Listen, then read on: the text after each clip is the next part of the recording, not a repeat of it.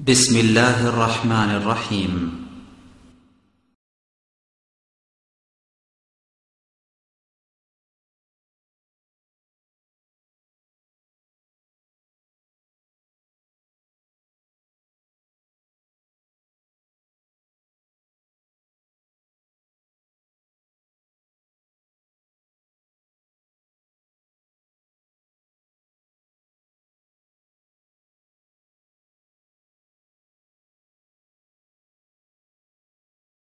من يهده الله فلا مضل له ومن يضلل فلا هادي له وأشهد أن لا إله إلا الله وأشهد أن لا إله إلا الله وحده لا شريك له وأشهد أن محمدا عبده ورسوله أما بعد فإن خير الحديث كتاب الله وخير الهدى هدى محمد صلى الله عليه وسلم وشر الأمور محدثتها وكل محدثة بدعة وكل بدعة ضلالة وكل ضلالة في النار. أعوذ بالله من الشيطان الرجيم ولتكملوا العدة ولا تكبروا الله على ما هداكم ولعلكم تشكرون.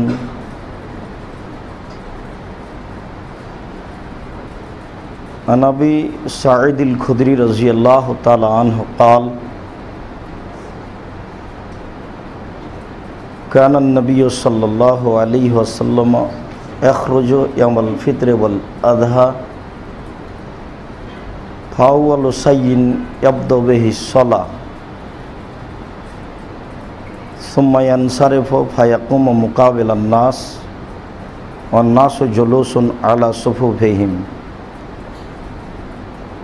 فيعظهم ويوصيهم إلى آخر الحديث. رواه البخاري ومسلم. عن جابر بن سمرة رضي الله تعالى عنه قال: صليت مع النبي صلى الله عليه وسلم غير مرتين ولا مرتين بغير عدد ولا إقامة.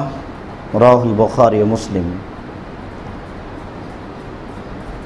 সম্মানিত মসজিদের মুসল্লি, প্রশংসা আল্লাহর জন্য, শান্তি অবতীর্ণ হোক আল্লাহ রাসূলের উপর সাল্লাল্লাহু আলাইহি ওয়াসাল্লাম। আজ আমাদের জুমার খুতবায় বক্তব্যের বিষয় ঈদুল আজহা এবং ঈদুল ফিতরের সালাত এবং তাকবীর ও অন্যান্য আলোচনা। আমরা দুই ঈদের সালাত সম্পর্কে এক গুরুত্বপূর্ণ সংক্ষিপ্ত বিবরণের চেষ্টা করব ইনশাআল্লাহুল আজিজ। আল্লাহ তাআলা আল্লাহকে ডাকার জন্য অনেক মাধ্যম করেছেন। তার একটি বড় মাধ্যম হচ্ছে দুই ঈদ। যদিচ ঈদ বলতে আমরা আনন্দ খুশিকেই বুঝে থাকি, আর মূলত ঈদ শব্দের অর্থ আনন্দ করা। ঈদ শব্দের অর্থ এটাও হয় যে ফিরে আসা। একবার ঈদ চলে যাওয়ার পরে আবার ফিরে আসে। সময়ে সময়ে মানুষের কাছে ঈদের দিন ফিরে আসে, এই জন্যও তাকে ঈদ বলা হয়। তবে ঈদের দিন বলতে খুশি বা আনন্দের দিনকেই বোঝায়। আসলেই কি তা খাওয়ার মাধ্যমে রয়েছে না আরও কিছু রয়েছে?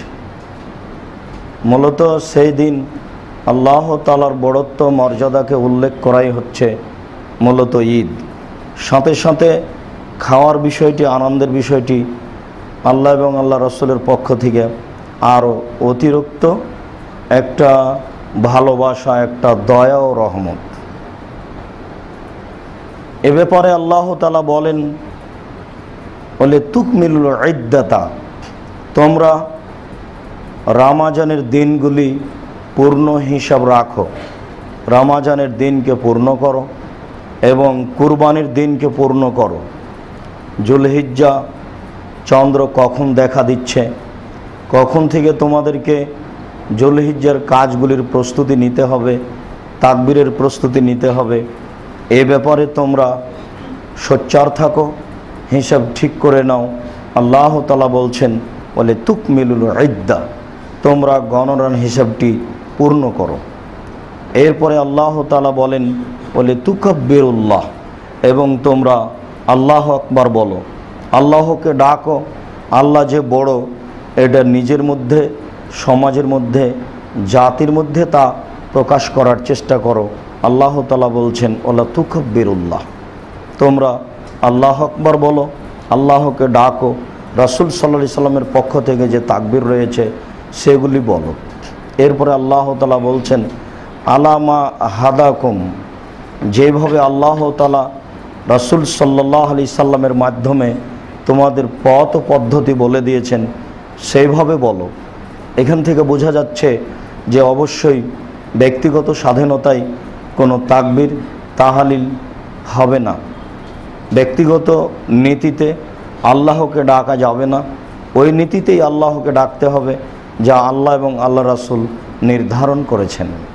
তিনি বলেন ওয়ালা আল্লাকুম তাশকুরুন, তাহলেই তোমরা আল্লাহর শুকরিয়া আদায় করতে পারবে। আল্লাহকে ডাকার মাধ্যমেই আল্লাহর শুকরিয়া আদায় করা যায়। ঈদুল আজহা এবং ঈদুল ফিতর আল্লাহকে ডাকার একটি বড় মাধ্যম। আবু সাঈদ খুদরি রাদিয়াল্লাহু তাআলা আনহু বলেন কানান নবী সাল্লাল্লাহু আলাইহি ওয়াসাল্লাম ইখরুজু ইয়াউমাল ফিতরি ওয়াল আযহা ইলাল মুসাল্লা, রাসূল সাল্লাল্লাহু আলাইহি সাল্লাম ঈদুল আজহা এবং ঈদুল ফিতরে ঈদের মাঠে যেতেন। মুসাল্লা বলতে একটি বিশেষ সলাতের জায়গা, যেটাকে আমরা ঈদের মাঠ, ঈদগাহ বলে থাকি। ফাওয়ালু শাইইন ইয়াবদাউ বিহিস সালাহ, তিনি প্রথম কাজ সেখানে করতেন সেটা হচ্ছে সলাত। তিনি প্রথমে ঈদের মাঠে গিয়ে সলাত আদায় করতেন। সলাত আদায়ের পূর্বে তিনি কোনো কাজ করতেন না বলেই অত্র হাদিসে স্পষ্টভাবে বোঝা যায়। পরের বাক্যে রাসূল সাল্লাল্লাহু আলাইহি ওয়াসাল্লামের নিয়মগুলি আবু সাঈদ খুদরি রাদিয়াল্লাহু তাআলা আনহু পেশ করেন। সুম্মা ইয়ানসারিফ, তারপরে যখন তিনি সলাত শেষ করতেন, ফায়াকুমু মুকাবিলান নাস, তিনি মানুষের মুখামুখি দাঁড়াতেন। অন্নাসু জুলুসুন আলা সুফুফিহিম, এবং মানুষ তার নিজ নিজ কাতারে সারিবদ্ধ হয়ে বসে থাকত। ফায়াইজুহুম ওয়া ইউসিহুম, তিনি তাদের উপদেশ দিতেন, তিনি তাদের নসিহত করতেন বিভিন্ন বিষয়ে। অন্যান্য হাদিসে কি বিষয়ে তিনি উপদেশ দিতেন, কি বিষয়ে তিনি তাদের ওয়াজ শোনাতেন, ভালো কথাগুলি বলতেন, তা বোঝা যায়। আবু সাঈদ খুদরি রাদিয়াল্লাহু তাআলা আনহু বলেন অন্য এক বর্ণনাতে রাসূল সাল্লাল্লাহু আলাইহি সাল্লাম মানুষের মুখামুখি হয়ে দাঁড়ালেন। তারপরে ফাওয়াজান নাসা, তিনি মানুষকে উপদেশ শোনালেন। ওয়াদাক্কারাহুম, তিনি তাদেরকে বিভিন্ন বিষয়ে কিভাবে আল্লাহকে ডাকতে হবে, সমাজে কিভাবে চলতে হবে তার উপদেশ দিলেন। এরপরে যেটা হয়েছে সেটা হচ্ছে এই যে আমারাহুম আন তাআতিহি, মানুষকে আদেশ করলেন রাসূল সাল্লাল্লাহু আলাইহি সাল্লামের আনুগত্য করতে। তিনি তার বক্তব্যে তার আনুগত্য করতে হবে এই কথা তিনি বলতেন।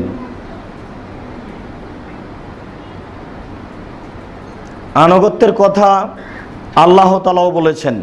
আল্লাহ তাআলা বলেছেন ওমা আতাকুমুর রাসূলু ফাখুযুহু ওমা নাহাকুম আনহু ফান্তাহু, রাসূল যা দিয়েছেন তা গ্রহণ করো, আর তিনি যা নিষেধ করেছেন তা বর্জন করো। এ কথা আল্লাহ তাআলা বলছেন না যে আমি যা দিয়েছি তা গ্রহণ করো আর আমি যা নিষেধ করেছি তা বর্জন করো। আল্লাহ তাআলা বলছেন রাসূল মুহাম্মদ সাল্লাল্লাহু আলাইহি সাল্লাম যা দিয়েছেন তা গ্রহণ করো, আর তিনি যা নিষেধ করেছেন তা বর্জন করো। মানুষ যারা বলছে যে কোরআন মানতে হবে না, কোরআন মানতে হবে, হাদিস নয়, তারা আসলে কোরআন জানে না বা বোঝে না বা পড়ে না। এটা একটা বোকামি, খামখেয়ালি, শরীয়তের উপরে কিছু কটু মন্তব্য করতে হবে মাত্র তা করে থাকে। শরীয়ত সম্পর্কে তাদের অবগতি নেই। কেননা আল্লাহ তাআলা নিজেই বলছেন, কোরআন মাজিদের আয়াত, মুহাম্মদ সাল্লাল্লাহু আলাইহি সাল্লাম যা দিয়েছেন তা গ্রহণ করো। জীবনে কিছু করার জন্য তার পক্ষ থেকে দেওয়া থাকতে হবে, আর যেগুলি নিষেধ করেছেন সেগুলি বর্জন করতে হবে। নিষেধটা আগে জানতে হবে কোনটা কোনটা নিষেধ। একটা নিষেধই নেই, ওই বিষয়ে কিছু নেই, আমি বললাম যে নিষেধ কোথায়? শুনেছি বক্তব্যে যে তিনি বলেছেন 7 ভাগে কুরবানি চলবে না। তো যারা বলছে যে 7 ভাগে কুরবানি চলবে, তারা তো একথা বলছে যে নিষেধ কোথায়? নিষেধ তো নিষেধই। এই অনুভূতি যদি না থাকে তাহলে শরীয়তের বিষয়গুলি মানুষ সমাজে পেশ করাটাই তার জন্য ঠিক নয়। কেননা কিছু করার জন্য দেওয়া থাকতে হবে, আর না করার জন্য তার মুখ থেকে নিষেধ থাকতে হবে। যখন দেওয়াও নেই, নিষেধও নেই, আর আপনি করতে যাচ্ছেন ইবাদত বলে, তার নামই তো বেদাত। বেদাত যেটা সেটাই তো নতুন। ওখানে কোনো আদেশও থাকবে না, ওখানে কোনো নিষেধও থাকবে না, তখনও আপনি করবেন, এর নাম বিদআত। যেটা হবে ইবাদতের লক্ষ্যে তখন ইবাদত, আর যেটা হবে প্রয়োজনের লক্ষ্যে তখন সেটা সামাজিক প্রয়োজন। যারা বলছে যে বেদাত যে এভাবে বলা হয়, তাহলে রাসূলের যুগে তো এইভাবে মোটরসাইকেল ছিল না, বাস ছিল না, রাস্তাঘাট ছিল না, তাহলে সেগুলো বেদাত হয় না কেন? এটা আরেকটা বোকামি। যখন শরীয়তের বিবেক থাকে না, বোকামি যখন বিদ্যার উপরে ছেয়ে যায়, তখন একটার উপরে আরেকটা বের হতে থাকে। বিদআত তো এত বড় পাপ, বিদআত তো এত বড় পাপ, বিদআত তো এত বড় পাপ যে তার নফল ইবাদতও কবুল হয় না, ফরজ ইবাদতও কবুল হয় না। আর যদি রাস্তাঘাটে বেদাত হয় তাহলে মানুষ চলবে কি করে? যদি রাস্তাঘাট বেদাত হয় তাহলে বাসও বেদাত। আপনার স্ত্রী যে চুলায় রান্না করে ওই চুলাও বেদাত, কেননা রাসূলের তো এরকম চুলা ছিল না। আপনি যে বিছানে শোন সে বিছানাও তো এরকম রাসূলের ছিল না, সেটাও বেদাত। আপনি যেসব জুতা স্যান্ডেল পরছেন, কাপড় চোপড়, এরকম তো রাসূলের ছিল না, এটাও বেদাত। দেখেন কত বড় বোকামি। যখন বোকামি মাথায় ঢুকে যায়, শরীয়তকে উপেক্ষা করে, তখন একটার পর একটা আরেকটা ঢুকে যায়। কেননা শরীয়ত তো এরূপ, আল্লাহ তাআলা বলছেন রাসূল যা দিয়েছেন তা গ্রহণ করো। যেটা আপনি শরীয়ত হিসাবে করতে যাচ্ছেন সেটা দেওয়া থাকতে হবে, আর যেটা আপনি নিষেধ বলে করবেন না বলছেন সেটা নিষেধ থাকতে হবে। তাই তো আল্লাহ তাআলা বলছেন রাসূল যা দিয়েছেন তা গ্রহণ করো, তিনি যা নিষেধ করেছেন তা বর্জন করো। আবু সাঈদ খুদরি রাদিয়াল্লাহু তাআলা আনহুর বিবরণ বোঝা যায়, রাসূল সাল্লাল্লাহু আলাইহি সাল্লাম তিনি ঈদের মাঠে যেতেন, যেটা মসজিদ নয়, একটা পৃথক জায়গা। বিবরণে এসেছে মসজিদে নববী থেকে প্রায় 500 গজ দূরে একটা খোলা ফাঁকা জায়গায় তিনি ঈদের সালাত আদায় করতে যেতেন। মসজিদে নববীতে সালাত আদায় করলে অন্যান্য মসজিদের চেয়ে 1000 গুণ বেশি নেকি হয়। রাসূল সাল্লাল্লাহু আলাইহি সাল্লাম বলেছেন, সালাতের উদ্দেশ্যে, জিয়ারতের উদ্দেশ্যে 3টি মসজিদে যাওয়া যায়। তার একটি মসজিদ হচ্ছে মসজিদে হারাম বাইতুল্লাহ, আর একটি মসজিদ হচ্ছে মসজিদে আকসা, যেটা জেরুজালেমে ফিলিস্তিনে রয়েছে, আর একটি মসজিদ হচ্ছে মসজিদে হাজা, আমার এই মসজিদ, মসজিদে নববী। পৃথিবীতে ইবাদতের উদ্দেশ্যে এই 3টি মসজিদে যাওয়া যায়, জিয়ারতের উদ্দেশ্যে এই 3টি মসজিদে যাওয়া যায়। অন্য মসজিদে সালাত আদায় করলে যা নেকি হবে, মসজিদে আকসা এবং মসজিদে নববীতে সালাত আদায় করলে তার চেয়ে 1000 গুণ বেশি নেকি হবে। এইরকম একটা মসজিদকে ছেড়ে 500 থেকে 1000 গজ দূরে চলে গেলেন ঈদের সালাত আদায় করতে, তাহলে বোঝা যাচ্ছে যে ঈদের সলাতের জায়গার জন্য একটা ফ্রি খোলা ফাঁকা মাঠ থাকতে হবে। সেই মাঠকে এরা নাকি আবার বউ সাজা করে সাজাচ্ছে। ঈদের মাঠ নাকি বাসর ঘর। মাথায় গোবর ঢুকলে এগুলো হয়। আপনি ঈদের মাঠকে এভাবে সাজাচ্ছেন কেন? রাসূল সাল্লাল্লাহু আলাইহি সাল্লাম মসজিদে নববীকে ছেড়ে চলে গেলেন 500 থেকে 1000 গজ দূরে খোলা মাঠে সালাত আদায়ের জন্য। আপনি এইভাবে তাকে ফুল দিয়ে আর শামিয়ানা দিয়ে আর বিভিন্নভাবে রং তামাশা দিয়ে সাজাচ্ছেন কেন? আশ্চর্য। শরীয়ত কি নিজের ব্যাপার? ব্যক্তিগত স্বাধীনতাই চলে? বহুবার আপনারাকে বলছি, শরীয়ত দেশের নেতা নেত্রীর হাতের মতো না। ইচ্ছে মতো তারা ইবাদত করবে কবরের পাশে গিয়ে, আপনি ঈদের মাঠে গিয়ে ইচ্ছে মতো ইবাদত করবেন, তা হয় না। রাসূল সাল্লাল্লাহু আলাইহি সাল্লাম ঈদুল আজহা এবং ঈদ ফিতরে খোলা মাঠে যেতেন। তার প্রথম কাজ ছিল সালাত। অবশ্যই সালাতের পূর্বে কোনো কথা হবে না। কোনো চেয়ারম্যান, কোনো মেম্বার, কোনো এমপি, কোনো হুজুর, কোনো আলেম ওলামা ঈদের মাঠে গিয়ে সালাতের পূর্বে কোনো মুখ খুলতে পাবেন না। মুখ খুললেই পাপ হবে। সেটাই হচ্ছে রাসূল সাল্লাল্লাহু আলাইহি সাল্লামকে উপেক্ষা করা। ফাআওয়ালু শাইইন ইয়াবদা বিহিস সালাহ, তিনি ঈদের মাঠে প্রথম যে কাজ করতেন সেটা হলো সালাত। আপনি কেন অন্য কিছু করতে চাচ্ছেন? কি বোঝাতে চাচ্ছেন? প্রথমে তিনি সালাত আদায় করার পরেই সুম্মা ইয়ানসারিফু, তিনি ঘুরে দাঁড়াতেন, ঘুরে বসতেন। ফায়াকুমু, ঘুরে বসার পরপরই তিনি দাঁড়াতেন। মুকাবেলান নাস, মানুষের মুখামুখি হয়ে। অন্নাস জুলুসুন আলা সুফুফিহিম, মানুষ সারিবদ্ধ হয়ে বসে থাকতো। এক ঈদের মাঠে 10 বার সালাত হবে, 5 বার সালাত হবে। সালাম ফেরার পরই মুসল্লিরা যেতে থাকবে। রাসূলের সুন্নাত কোথায় ধুয়ে গেছে? যারা 5 ওয়াক্ত সালাতে যায় না তারা জুমা মসজিদে যায়, যারা জুমা মসজিদেও যায় না তারা ঈদের মাঠে যায়। ওই লোকগুলিকে, এই মাওলানা সাহেবকে কঠিনভাবে ধরতে হবে, যেন বাকি 1 বছর কেন মরা পর্যন্ত তার মনে থাকে যে ঈদের মাঠে বক্তব্য শুনেছিলাম। আর বক্তব্য এমন হতে হবে যেখান দিয়ে যাবে কেটে চলে যায় যেন। যিনি কথা বলবেন তার চোখ লাল হয়ে যাবে, ক্রোধ বেড়ে যাবে, যেন তিনি সৈন্যদলকে ধমক দেখাচ্ছেন, এই করতে হবে, সেই করতে হবে। এটা হবে বক্তব্যের মাঠ। গতানুগতিক গতিতেও ঈদের মাঠে গেছে। মুসলমান হিসেবে যেতে হয়, তাই 10 সেট কাপড় কিনেছে, 10 সেট বউকে দিয়েছে, সাজসজ্জা গ্রহণ করে ঈদের মাঠে গেছে। ঈদের মাঠ বাসর ঘরের মতো করে সাজা আছে, যেমনই সালাম ফিরেছে তেমনি উঠে দাঁড়িয়েছে। বাহ, ধর্ম নিজের ব্যাপার। সালাত শেষ হলেই তিনি মুসল্লির মুখামুখি দাঁড়াতেন। অন্নাস জুলুসুন আলা সুফুফিহিম, মানুষ নিজ নিজ কাতারে সারিবদ্ধ হয়ে বসে থাকত। ফায়াইজুহুম, তিনি তাদের উপদেশ দিতেন। ওয়াইসিহিম, তিনি তাদের উপদেশ দিতেন, তাদের ওয়াজ শোনাতেন। সম্মানিত মসজিদের মুসল্লি, আবু সাঈদ খুদরি রাদিয়াল্লাহু তাআলা আনহু বলেন, রাসূল সাল্লাল্লাহু আলাইহি ওয়াসাল্লাম ঈদের মাঠে গিয়ে প্রথমে সালাত আদায় করতেন। সালাত আদায় শেষ হলে তিনি মানুষের মুখামুখি দাঁড়াতেন। মুখামুখি দাঁড়িয়ে তিনি তাদের উপদেশ দিতেন।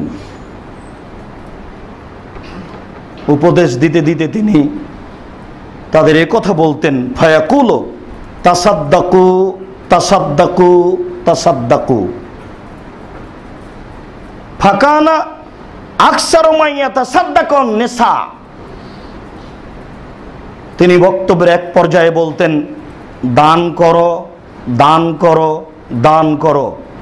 কথাটি 3 বার বলতেন। তবে ওই বৈঠকে যারা বেশি দান করত তারা হচ্ছে মহিলা। এখানে এই পর্যন্ত বোঝা যায়, অন্য এক বর্ণনায় বোঝা যায়, যখন সালাত শেষ হয়ে গেল তিনি পুরুষদের সামনে বক্তব্য দিলেন। ফাআতান নিসা, তিনি মহিলাদের নিকটে আসলেন। মহিলাদের নিকটে এসে ফাওয়াজাহুন্না, তিনি তাদের বক্তব্য শোনালেন। ওয়া যাক্কারাহুন্না, তিনি তাদের উপদেশ দিলেন।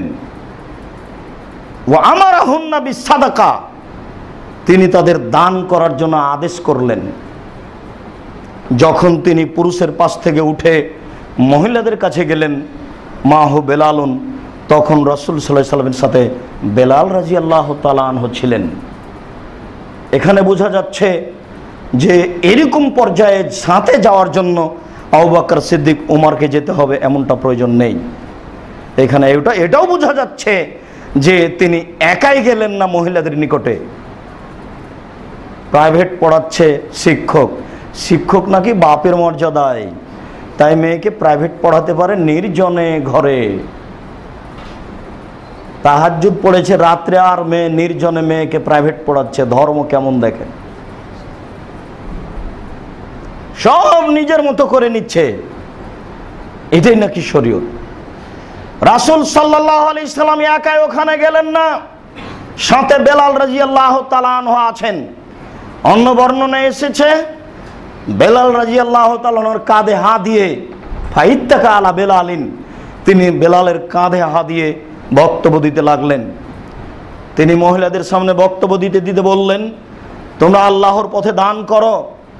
দান করো কথা বলতে বলতেই বেলাল রাদিয়াল্লাহু তাআলা আনহু বলেন, ফারাইতুহুন্না, আমি তাদের দেখলাম, মহিলাদের দেখলাম, ফায়াহবিনা ইলা আযানিহিন্না ওয়া খুলুকিহিন্না, তারা তাদের হাত তাদের কানের দিকে নিয়ে যাচ্ছে, তাদের গয়নার দিকে নিয়ে যাচ্ছে। ওয়ায়াদফানা ইলা বেলালিন, সেগুলো কান থেকে খুলে গলা থেকে খুলে বেলালের কাছে সমর্পণ করছে। বেলাল রাদিয়াল্লাহু তাআলা আনহু সেগুলি নিচ্ছেন।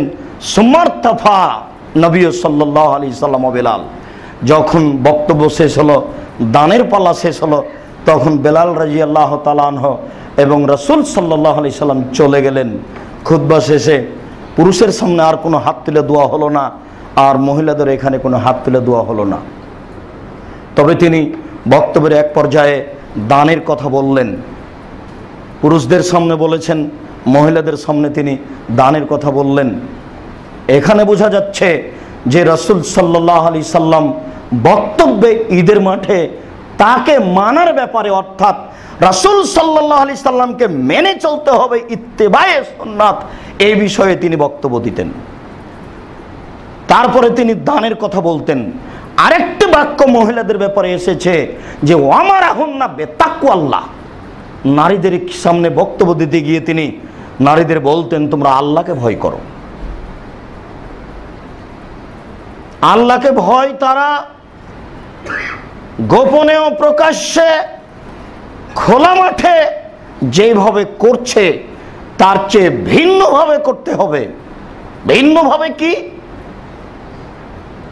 শরীয়তকে মেনে নিতে হবে। আপনি যদি একটা মেয়েকে জোর করে পর্দার কথা বলেন, তাহলেও মেনে নেবে না। আর যখন সে নিজে মেনে নেবে যে শরীয়ত আমাকে মেনে চলতে হবে, তখন সে কখনো তার দেবরের সামনে, ভাসুরের সামনে, কোনো স্বামীর বন্ধুর সামনে খোলাখুলি কথা বলতে পারে না। সে বলবে না। সে তখন নিজেকে মনে করবে, না এটা কেমন হয়, এটা কেমন কেমন লাগে, এটা খারাপ মনে হচ্ছে, সেটা মনে করবে। আর যখন সে নিজে মেনে নেবে না, তখন মসজিদ থেকে বের হওয়ার পরেই দেখবেন যে দুলাভাই ঠিকই আছে, দেবর ভাসুর ঠিকই আছে, স্বামীর বন্ধুরা ঠিকই আছে। তাহলে বোঝা যাচ্ছে যে ও শরীয়ত মেনে নেয়নি। এগুলো সব রূপক। এই জন্য রাসূল সাল্লাল্লাহু আলাইহি সাল্লাম তাদেরকে বিশেষভাবে এই বৈঠকে বলতেন বেতাকওয়াল্লাহ, আল্লাহকে ভয় করা। আর তাকওয়ার বিষয়ে রাসূল সাল্লাল্লাহু আলাইহি সাল্লাম বলেছেন, আত্তাকওয়া হাহুনা, আত্তাকওয়া হাহুনা, আত্তাকওয়া হাহুনা। পরহেজগারিতা এখানে, পরহেজগারিতা এখানে, পরহেজগারিতা এখানে। ওয়া ইশুরে বেদেহলা সাদরিহি, ওই সময় তিনি তার হাত দিয়ে তার বুকের দিকে ইশারা করে দেখাচ্ছিলেন যে ভিতরে পরহেজগারিতা আছে। যদি ভিতরে পরহেজগারিতা মেনে নেওয়াটা না থাকে, তাহলে বাইরে এটা দেখা যাবে না। যাতে আমরা নিজেরাই প্রমাণ, আপনি নিজেই প্রমাণ। বহু বক্তব্য শোনার পরেও বাড়ির অবস্থা ঠিকই আছে, আপনার শরীরের অবস্থা, দাড়ি না থাকার অবস্থা ঠিকই আছে, ভোটের অবস্থা ঠিকই আছে।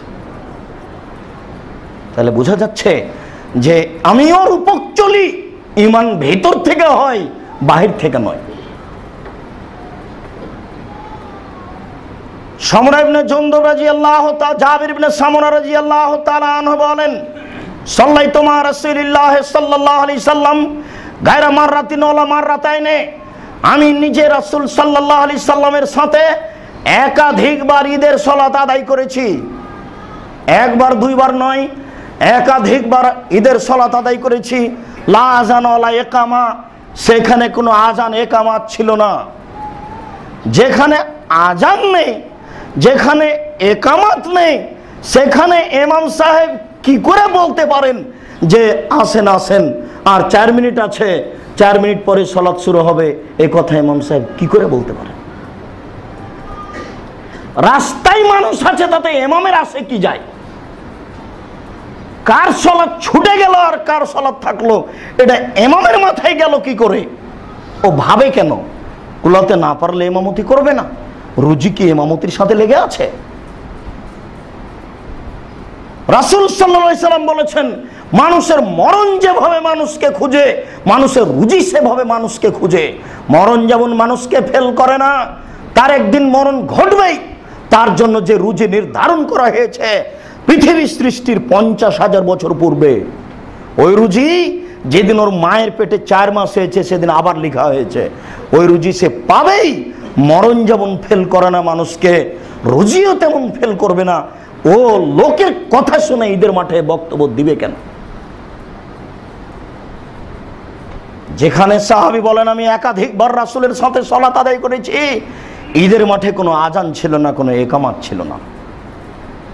আব্দুল্লাহ ইবনে উমর রাদিয়াল্লাহু তাআলা আনহু বলেন, কানান নবী সাল্লাল্লাহু আলাইহি ওয়াসাল্লাম ওয়া আবু বকরিন ওয়া উমর ইসাল্লুনা বেগাইরে আযানিন ওয়াল ইকামা ওয়া ক্বাবলাল খুতবা। নিজে রাসূল সাল্লাল্লাহু আলাইহি সাল্লাম, আবু বকর সিদ্দিক রাদিয়াল্লাহু তাআলা আনহু, উমর রাদিয়াল্লাহু তাআলা আনহু ঈদের মাঠে সালাত আদায় করতেন আযান ইকামাত ছাড়াই, এবং খুতবার পূর্বে, বক্তব্য পরে, সালাত আগে। কখনো তার নীতিতে আবু বকর সিদ্দিক রাদিয়াল্লাহু তাআলা আনহু, উমর রাদিয়াল্লাহু তাআলা আনহু তার নীতিতে আগে খুতবা ছিল না, আগে সালাত তারপরে খুতবা। এখানে জরুরি কথা যে আবু সাঈদ খুদরি রাদিয়াল্লাহু তাআলা আনহু বলেন, ফালাম ইয়াদাল যালিকা, এই নীতি চলতেই থাকে, চলতেই থাকে, হাত্তা কানা মারওয়ান ইবনুল হাকাম, শেষ পর্যন্ত যখন দেশের খলিফা হলেন মারওয়ান ইবনে হাকাম, মারওয়ান যখন দেশের খলিফা হলেন তখন এই নীতি উল্টে গেল। আবু সাঈদ খুদরি রাদিয়াল্লাহু তাআলা আনহু বলেন, ফা খারাজতু বে মারওয়ানা মুখাসিরান, আমি মারওয়ানের হাত ধরে ঈদের মাঠে যেতে লাগলাম। আবু সাঈদ খুদরি রাদিয়াল্লাহু তাআলা বলেন, আমি মারওয়ানের হাত ধরে ঈদের মাঠে যেতে লাগলাম। ফা আতাইনাল মুসাল্লা, আমরা ঈদের মাঠে চলে আসলাম। ফাইদা কাসির ইবনে সালত বানা মিম্বারান, হঠাৎ ঈদের মাঠে গিয়ে দেখি কাসির ইবনে সালত, সালতের ছেলে কাসির, ও ঈদের মাঠে মিম্বার তৈরি করেছে। তাহলে বোঝা যাচ্ছে যে ঈদের মাঠে মিম্বারও ছিল না। আবু সাঈদ খুদরি রাদিয়াল্লাহু তাআলা নিজস্ব বিবরণ, তিনি বলছেন, আমি মারওয়ানের সাথে পরস্পর হাত ধরে ঈদের মাঠে যাচ্ছি, ঈদের মাঠে চলে আসলাম দুইজন মিলে পরস্পর হাত ধরে। ঈদের মাঠে চলে এসে দেখি ঈদের মাঠে মিম্বার তৈরি করা হয়েছে। ঈদের মাঠ এইভাবে ঘেরা যাবে না, ঈদের মাঠে মিম্বার তৈরি করা যাবে না। ঈদের মাঠে ইমামের জন্য সালাতের জায়গা পৃথকভাবে যে ইট সিমেন্ট দিয়ে তৈরি করা হয়েছে, এটা করা যাবে না। আগামীকাল সন্ধ্যা হতে হতে ভেঙে দিতে হবে, 24 ঘন্টা সময় নেই।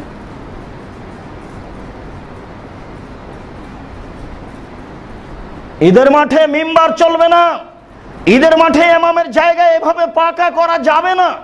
অতিরিক্ত করা যেতে পারে, জমি সামাজিকভাবে দখলের জন্য এরিয়া ঘেরা যেতে পারে। ঈদের মাঠের ওই মেঝেটা পাকা করা যাবে না, এটা খোলা ফাঁকা মাটি থাকতে হবে, এটাই শরীয়ত। গরু ছাগল যায়, গরু ছাগল গেলে কি হবে? আপনি স্বাভাবিকভাবে ঘিরে রাখেন। কবরের উপরে গরু ছাগল গেলে কি হবে? এইভাবে কবর পাপের পাকা করতে হবে, এটা কে বলল? শরীয়তকে তার গতিতে থাকার সুযোগ দিতে হবে। নিজে থেকে একটা ভালো কিছু মনে করে নিলে সেটা ঠিক হবে না। তিনি গিয়ে দেখেন ঈদের মাঠে মিম্বার তৈরি করা হয়েছে। ফাইনা জেওনি মারওয়ানা ইয়াদাহু, মারওয়ান আমাকে হাত ধরে টানছে। ফায়াজুরুনি নাহওয়াল মিম্বারে, ও আমাকে টেনে নিয়ে যাচ্ছে মিম্বারের দিকে। ওয়ানা আজুরহু নাহওয়া সলাতে, আর আমি তাকে টেনে নিয়ে যাচ্ছি সলাতের দিকে। তার মানে ও বলছে যে আগে বক্তব্য, আর আমি বলছি আগে সলাত। দেশের খলিফা, দেশের রাজা বলছেন আগে হবে বক্তব্য, আর আমি একজন সাহাবী আবু সাইদ খুদরি, আমি বলছি আগে সলাত। ফালাম্মা রাআইতু যালিকা, আমি যখন এই দৃশ্য দেখলাম তখন আমি তাকে বললাম, আইনা ইবতিদাউস সালাহ ইয়া মারওয়ান, মারওয়ান প্রথমে যে সলাত হতে হবে এটা কোথায়? আগে প্রথমে সলাত হতে হবে ঈদের মাঠে, মারওয়ান সেটা কোথায়? মারওয়ান তখন বলছে, ইয়াবনা আবা সাঈদ কাদ তরিকাবে মাতা আলামো, আবু সাঈদ তুমি যেটা জানো সেটা এখন ছেড়ে দেওয়া হয়েছে, ওই সুন্নাত এখন চলবে না, এখন আগে সালাত, বক্তব্য পরে সালাত। আবু সাঈদ তুমি যেটা জানো সেটাকে পরিত্যাগ করা হয়েছে, এখন আগে বক্তব্য হবে তারপরে সালাত। তখন আবু সাঈদ খুদরি রাদিয়াল্লাহু তাআলা আনহু বলেন, ওয়াল্লাহে আল্লাহর কসম, ওয়াল্লাহে আল্লাহর কসম, আমি যেটা জানি সেটাতেই কল্যাণ রয়েছে। কারণ বেমা আলামা, আমি যেটা জানি সেটাতেই কল্যাণ রয়েছে, তুমি যেটা করছো সেটাতে কল্যাণ নেই। সুম্মান সারাফা, এই কথা বলে তিনি ঈদের মাঠ থেকে চলে গেলেন। যেখানে আগে বক্তব্য হবে পরে সালাত, সেই মাঠে আবু সাঈদ খুদরি সালাত আদায় করবে না। কসম করে বলছেন, যেটা আমি জানি সেটাতে কল্যাণ রয়েছে, তুমি যেটা করতে চাচ্ছ সেটাতে কল্যাণ নেই। এই কথা বলে, তিনবার এই কথা বলে তিনি ঈদের মাঠ থেকে চলে গেলেন। কোথায় ঈদের সালাত আদায় করবেন সেটা ভাববার বিষয় নয়। বিদআত যেখানে আছে সেখানে ঈদের সালাত হবে না, এটাই সুন্নাত। বুখারী মুসলিম, আবু সাঈদ খুদরি রাদিয়াল্লাহু তাআলা মাঠ থেকে চলে গেলেন। সম্মানিত মসজিদের মুসল্লি, বিষয়টি ভাবার আছে। আল্লাহ আমাদেরকে সঠিক বোঝার তৌফিক দান করুক, আল্লাহুম্মা আমিন।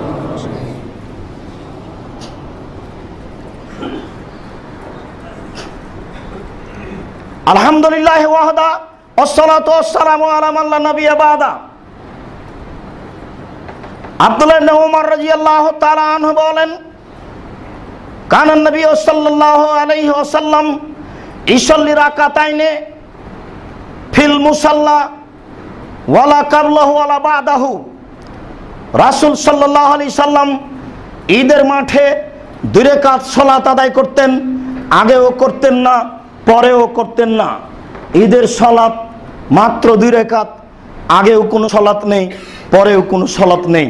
উল্লেখ্য যে যদি মানুষ ঈদের মাঠে সালাত আদায় করতে না পারে, বৃষ্টির কারণে বা কোনো সমস্যার কারণে, তাহলে যেখানে ঈদের সালাত আদায় করা সহজ হবে সেখানে করবে। মসজিদেই করতে হবে এ কথা ঠিক নয়, মসজিদে করতে হবে প্রমাণে হাদিসটি ঠিক নয়। যখন ঈদের মাঠে সম্ভব নয় তখন যেখানে সহজ সম্ভব সেখানে গিয়ে সালাত আদায় করবে। সম্মানিত মসজিদের মুসল্লি, কারণবশত যদি ঈদের মাঠে সালাত আদায় মসজিদে যদি সালাত আদায় করতে হয় তাহলে মসজিদের হক আদায় করে বসতে হবে, এটাই সুন্নাত। তখন 2 রাকাত সালাত আদায় করে বসতে হবে। মনে রাখতে হবে এটা মসজিদের হক। ঈদের দিনের ঈদের 2 রাকাত সালাত ছাড়া আগে পরে কোনো সালাত নেই। উম্মু আতিয়া রাদিয়াল্লাহু তাআলা আনহা বলেন, উমিরনা নুখরিজাল হুইয়াজ আযাওয়াতিল খুদুর। উম্মু আতিয়া রাদিয়াল্লাহু তাআলা আনহার বিবরণে বোঝা যাচ্ছে তিনি বলেন, আমাদেরকে আদেশ করা হতো আমরা মহিলারা ঈদের মাঠে যাব, যারা যুবতী মেয়ে তাদেরকে ঈদের মাঠে যেতে হবে। তিনি এই কথা বলেন, ফায়াশহাদনা জামাতাল মুসলিমিনা দাওয়াতাহুম, মহিলারা সবাই গিয়ে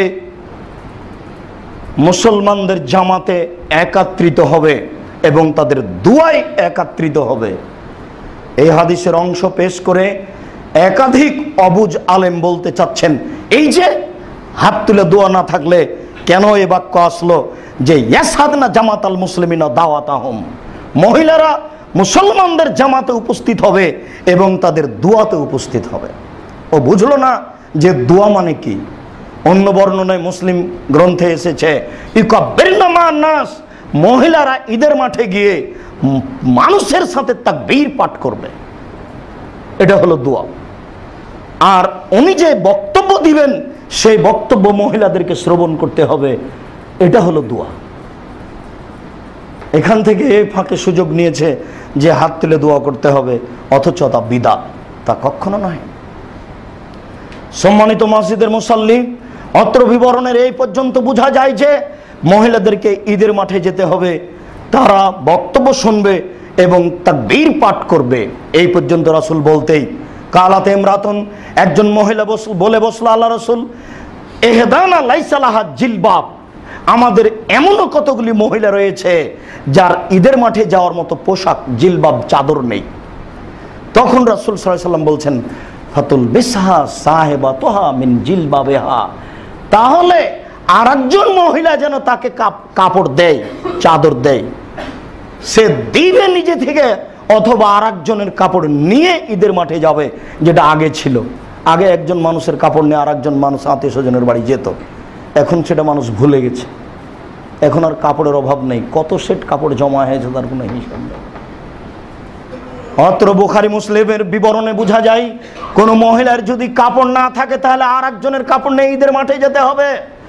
মহিলারা ঈদের মাঠে যেতে বাধ্য। জুমা মসজিদে যাওয়া ভালো, 5 ওয়াক্ত সালাত বাড়িতে ভালো।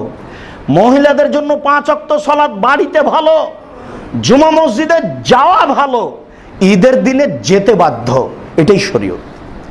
মহিলাদেরকে ঈদের মাঠে যেতেই হবে যে কোনো মূল্যে।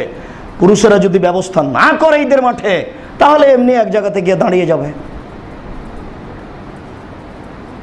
জানি না কিভাবে বাংলাদেশের কোনো কোনো অংশে আহলে হাদিস এলাকাতে মহিলাদের কোনো ব্যবস্থা হলো না।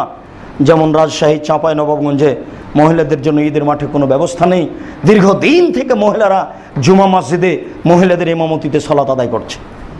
ঈদের দিন মহিলারাই সালাত আদায়ের পরে তারাই বক্তব্য দেয়, অথচ যেখানে খুতবা আছে সেখানে মহিলাদের জন্য সালাত জায়েজ নয়।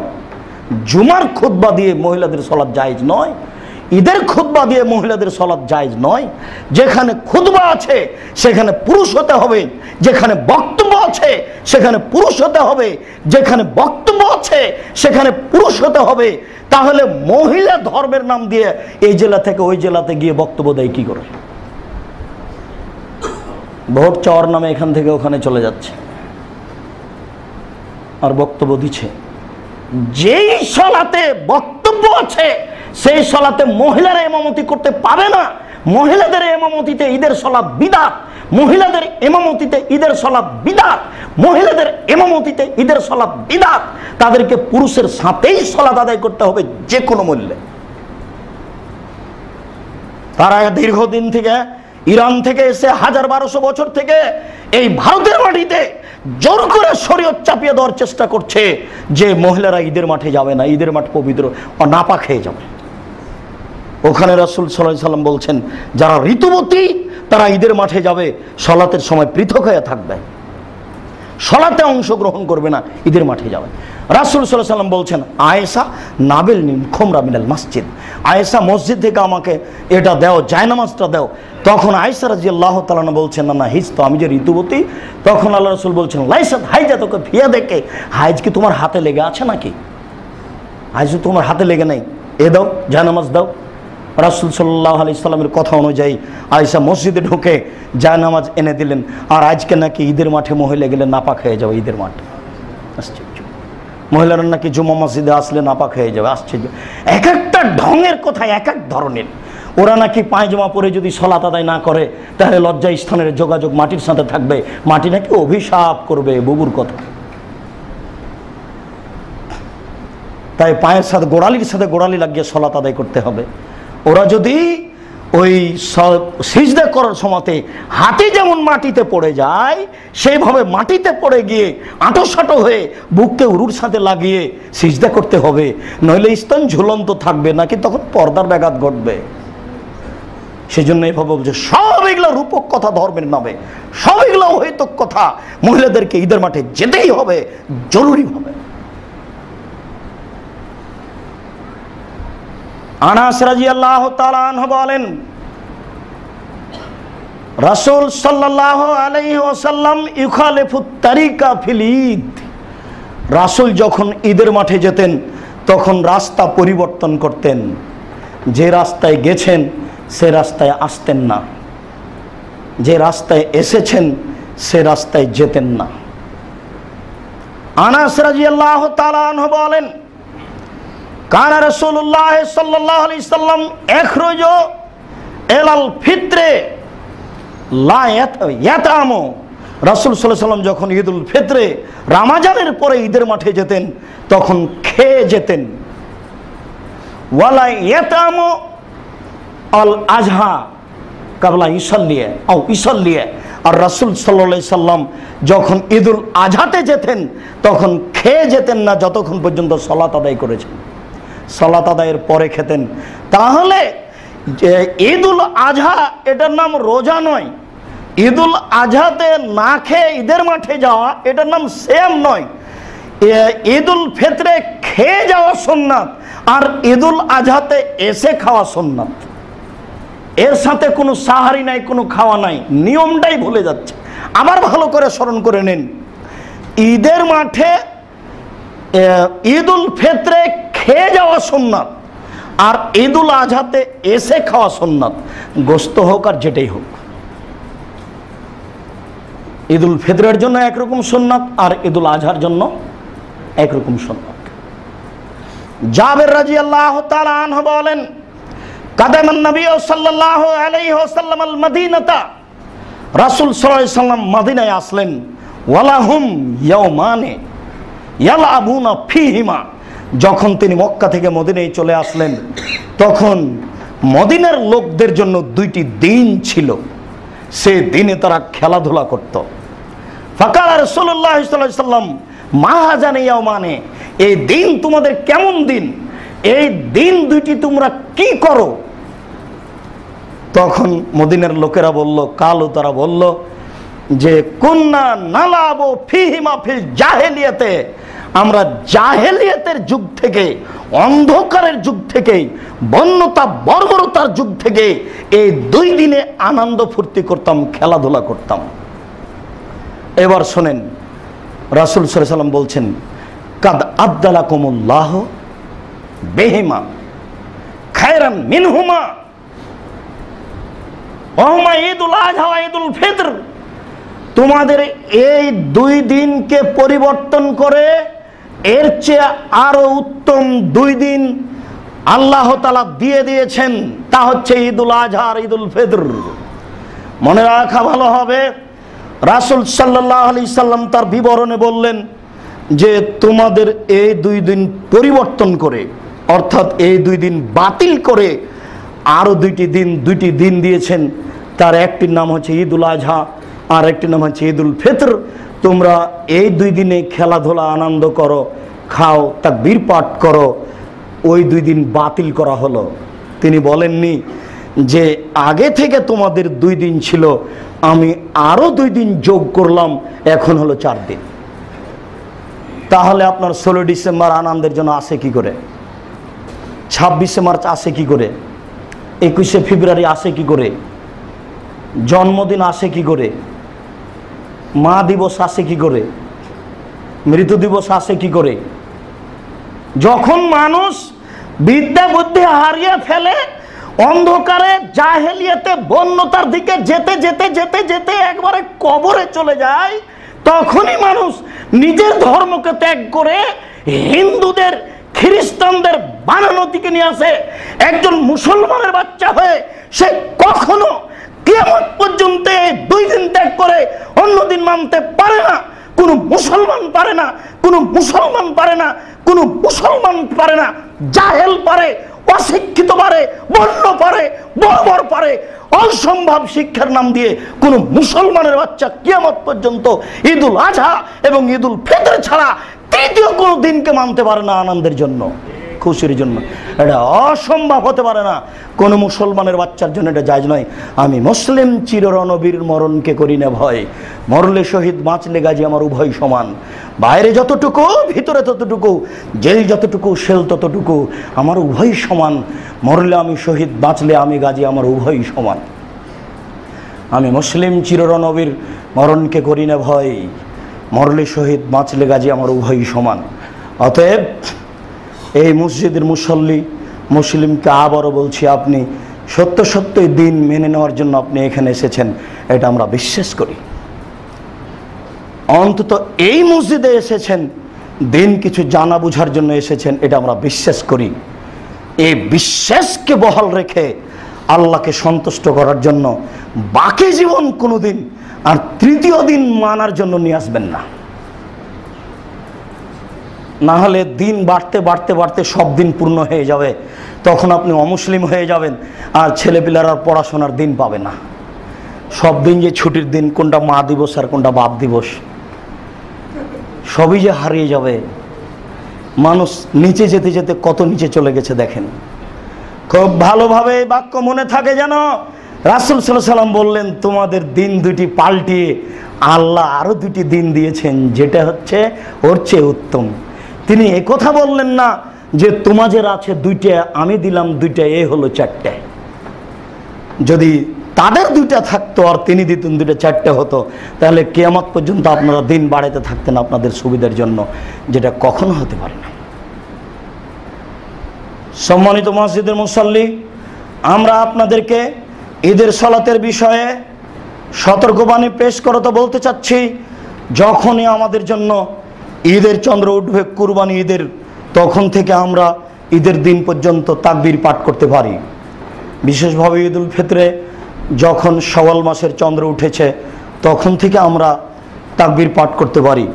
তাকবীর, আল্লাহু আকবার, আল্লাহু আকবার, লা ইলাহা ইল্লাল্লাহ, আল্লাহু আকবার, আল্লাহু আকবার, ওয়ালিল্লাহিল হামদ। এটুকুই সহিহ হাদিস দ্বারা প্রমাণিত হয়।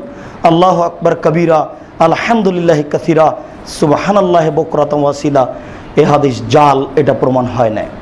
এটা একটা বানাওয়াট কথা, এটা নিয়ে আসা যায় না। আমি এমনিতেই তাকবীর হিসাবে আল্লাহু আকবার, লা ইলাহা ইল্লাল্লাহ, আলহামদুলিল্লাহ, সুবহানাল্লাহ এগুলো বলতে পারি। আল্লাহু আকবার, আল্লাহু আকবার শতবার বলতে পারি। আর এই বর্ণনা সহিহ আব্দুল্লাহ ইবনে মাসউদ, ওমর রাদিয়াল্লাহু তাআলা আনহু, তারা এই বর্ণনায় পড়তেন আল্লাহু আকবার, আল্লাহু আকবার, লা ইলাহা ইল্লাল্লাহ, আল্লাহু আকবার, আল্লাহু আকবার, ওয়ালিল্লাহিল হামদ।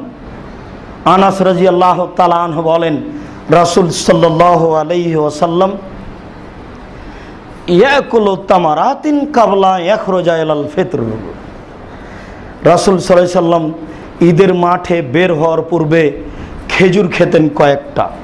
ওয়াকুলু হুন্না বিতরান, আর তিনি যা খেতেন তা ছিল বিজোড়। এটাও আমাদের দেশের সাথে বড় অমিল রাখে। সেটা হলো এই যে আমাদের দেশের মহিলারা সেই দিন 10-12টা আইটেমে তাদেরকে বানাতে হবে, সেমাই সুজি বানাতে হবে। বন্ধু বান্ধব আছে, দুলাভাই আছে, ছেলে মেয়ে আছে, আত্মীয় স্বজন আছে, সবাইকে সারাদিন দিতে হবে। তারা এই নিয়ে ব্যস্ত থাকে, ঈদের মাঠে যাবে কি করে। সাথে সাথে আরেকটা ব্যাপার, ফজরের সালাত আদায় করে কয়েকটা খেজুর মুখে দিয়েই রাসূল সাল্লাল্লাহু আলাইহি ওয়াসাল্লাম ঈদের মাঠে যেতেন।